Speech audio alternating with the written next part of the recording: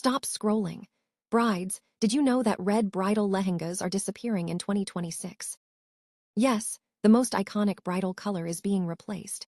For decades, red has been the symbol of love, tradition, and bridal beauty. But fashion is changing fast, and 2026 brides are choosing something completely new. In 2026, brides are moving away from heavy red lehengas and embracing soft, modern colors like ivory, champagne, pastel pink, sage green, mocha brown, and even silver tones.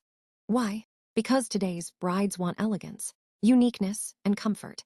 They want lehengas that look royal but also feel light and luxurious. Designers are now focusing on hand embroidery, pearls, minimal zari, and modern silhouettes instead of loud red tones. So what do you think? Is red bridal lehenga officially outdated?